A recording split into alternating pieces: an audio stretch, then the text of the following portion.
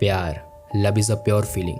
But अगर आप लोग ये दर्द और प्यार से भरी हुई सच्ची कहानी सुनते हो तो कहीं ना कहीं आप लोगों को भी प्यार पर शक होने लगेगा। After listening to this love story you will not believe in love easily. जी हाँ, प्यार पर लिया गया डिसीजन कितना ज़्यादा गलत हो सकता है ये केस ये समझाती है। एक लड़की जिसको टीन एज में ही एक लड़के से प्यार हो जाता है एंड उसके एक डिसीजन ने उसकी ज़िंदगी को कहाँ से कहाँ पहुँचा दिया, ये कहानी वो बताती है। This case revolves around this two people, Nadia and Bhupendra. Indian मूल की लड़की नादिया मलिक जो अपने परिवार के साथ अमेरिका के फिलाडेल्फिया शहर पर रहती थी एंड कहीं ना कहीं वो बचपन से ही बहुत ज़्यादा साई किस्म की लड़की थी।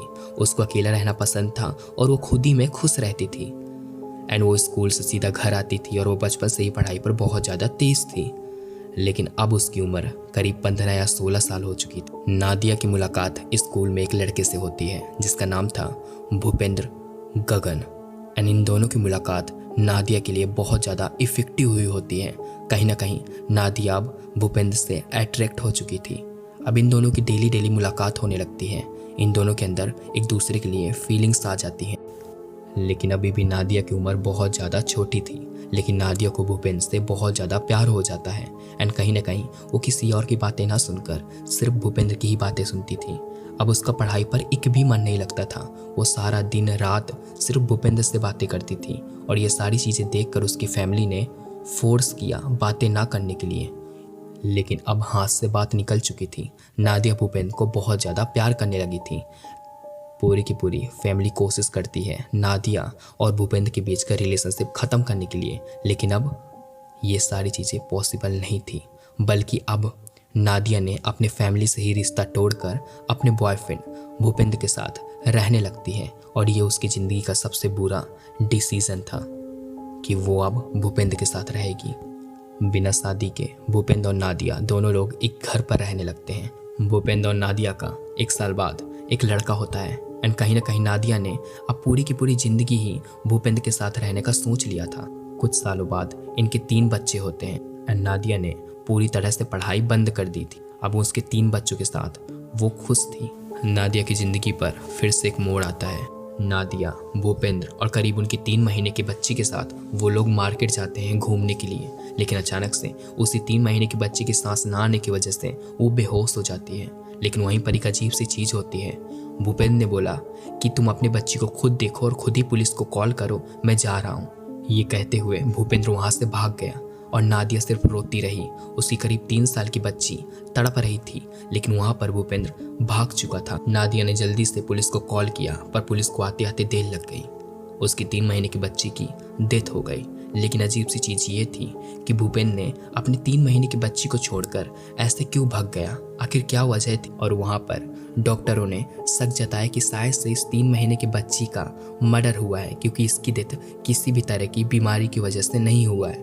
एंड ये सुनते ही नादिया बहुत ज़्यादा परेशान हो जाती है एंड कहीं ना कहीं किसी भी तरह का सबूत ना होने की वजह से भूपेंद्र तो बच जाता है और ये केस भी यहीं पर ख़त्म हो जाता है।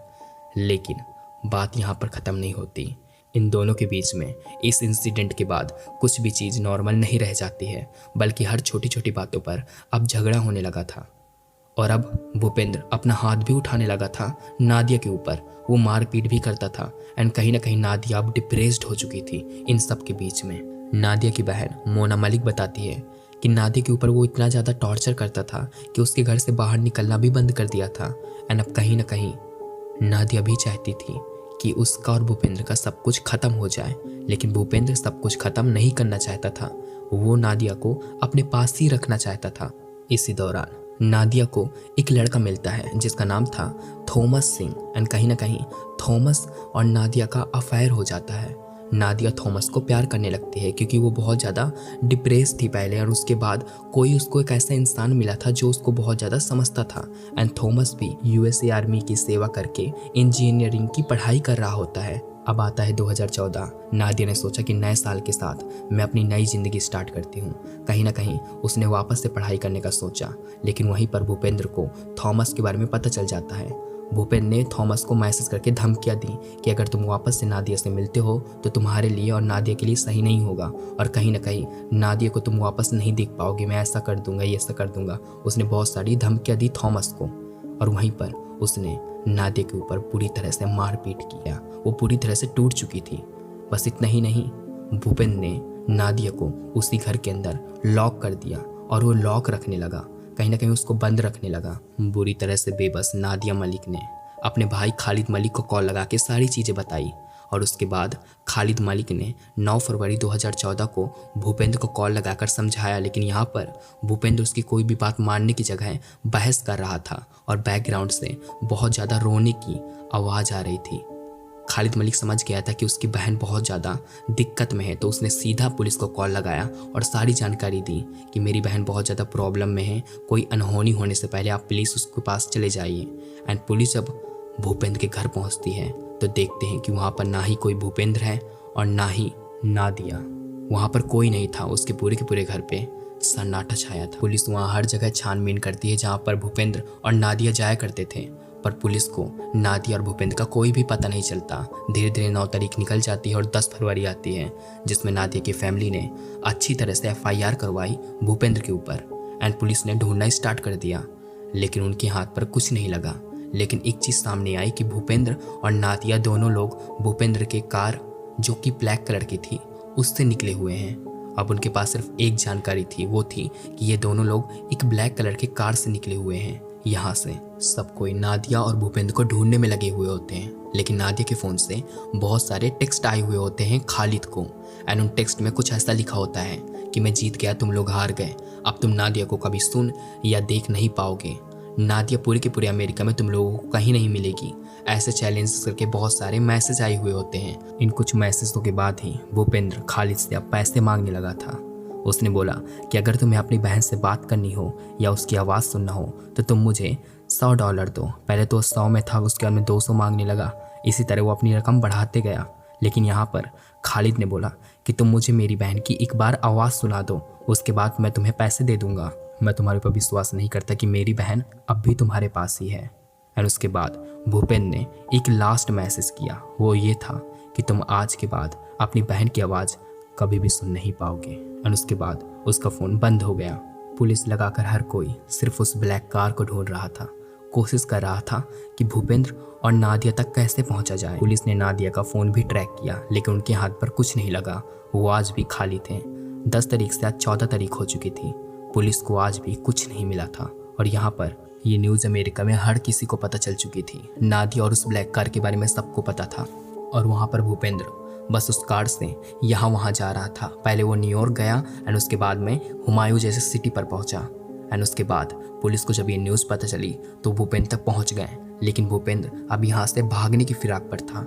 लेकिन धीरे धीरे पुलिस ने उसको दबोच लिया। जब पुलिस उससे कुछ पूछती है तो सिर्फ वो ये कहता है कि जब तक मेरा वकील नहीं आता मैं तुम लोगों को कुछ नहीं बताऊंगा। और ना उसके पास नादिया थी और ना ही वो ब्लैक कलर की कार, सिर्फ वो अकेला था।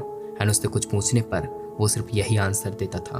उसकी छानबीन करने से पता चलता है कि उसके पास एक की है जो कि उस ब्लैक कलर की की थी और कुछ डॉक्यूमेंट्स जो नादिया के डॉक्यूमेंट्स थे, कुछ ड्राइविंग लाइसेंस और अदर डॉक्यूमेंट्स। भूपेंद्र बोलता है कि मैंने नादिया को उसी ब्लैक कार के साथ फिलाडेल्फिया पर छोड़ दिया था, लेकिन ये चीज़ इसलिए छूट थी क्योंकि भूपेंद्र के पास एक की मिली थी जो कि वो ब्लैक कलर की कार की थी, लेकिन उस ब्लैक कलर की कार में सिर्फ एक ही चाबी थी और वो चाबी थी भूपेंद्र के पास। तो नादिया क्या बिना चाबी की कार चला रही थी, मतलब कि वो झूठ बोल रहा था।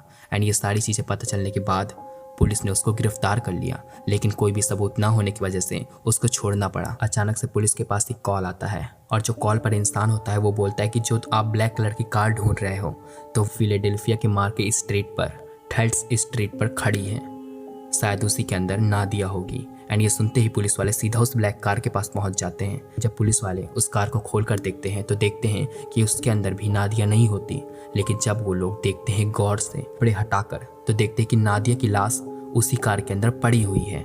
ये देखते ही पुलिस वाले चौंक जाते हैं क्योंकि अब तक ये न्यूज़ अमेरिका की सबसे बड़ी न्यूज़ हो चुकी थी। नादिया की फैमिली के द्वारा 10 फरवरी को किया गया FIR और आज 20 फरवरी को जाकर नादिया की लाश मिल रही है। और नादिया की जब डेथ हुई तो वो करीब 22 ईयर्स की थी, सिर्फ 22 साल की थी। नादिया का पोस्टमार्टम होता है, लेकिन जब रिपोर्ट्स आती हैं तो पता चलता है कि नादिया की बॉडी पर तो कोई भी तरह का फिजिकल ट्रॉमा नहीं है। एंड कहीं ना कहीं उनको ये लगता है कि शायद से भूपेंद्र ने कुछ नहीं किया है। इस पोस्टमार्टम से कुछ भी साबित नहीं हुआ, तो इसलिए इसके सारे सबूत फॉरेंसिक लैब को भेज दिए जाते हैं और वहाँ से जाकर रिपोर्ट आती है 8 महीने बाद, अक्टूबर में। इस 8 महीने के सर्च के बावजूद भी उस रिपोर्ट में बस यही लिखा था कि ये मौत एक रहस्यमयी मौत है, इसमें भूपेंद्र का कोई भी तरह का हाथ नहीं है। इस रिपोर्ट के बाद तो साबित हो जाता है कि भूपेंद्र एक निर्दोष है, और जबकि निर्दोष भूपेंद्र नहीं था, इसके बावजूद भी अब वो शहर पर आराम से घूम सकता था, और ऐसा उसने किया भी। लेकिन पुलिस के दौरान पुलिस ने बोला कि तुम इस शहर से करीब 1 साल तक नहीं निकल सकते, लेकिन तब भी उसने ये बात ना मानकर शहर से दूर चला गया। और उसके बाद जब वो आया तो पुलिस ने उसको गिरफ्तार कर लिया। 1 महीना जेल में रहने के बाद उसने अपनी बेल कराकर बाहर निकल आया। सारे सबूत और कई सारे जासूसों ने भी मिलकर इसका पता नहीं लगा पाया नादिया की मौत कैसे हुई। नादिया की फैमिली ने एक जासूस रखा था, जिस जासूस ने बताया कि भूपेंद्र ने उसको एक जहर का इंजेक्शन दिया था, और उसके बाद उसी कार को बंद करके वो वहाँ से भाग गया।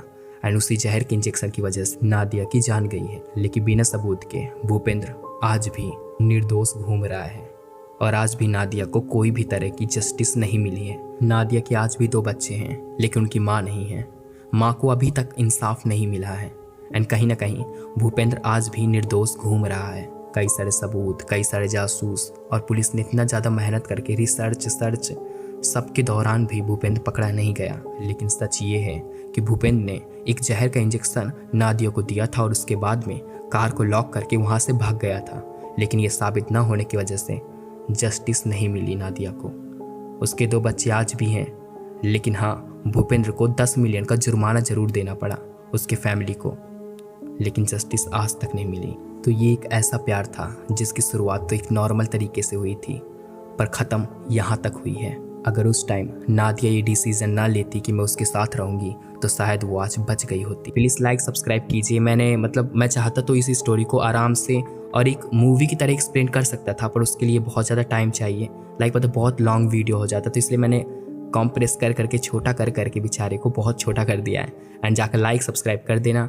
एंड इस स्टोरी को मैंने बहुत छोटा कर दिया है, तो हाँ, काफ़ी ज़्यादा छोटी हो गई। तो मिलते हैं नेक्स्ट वीडियो तक। Bye bye, I love you, I take care, be safe. And हाँ, लाइक सब्सक्राइब जरूर कर दीजिएगा। Bye bye.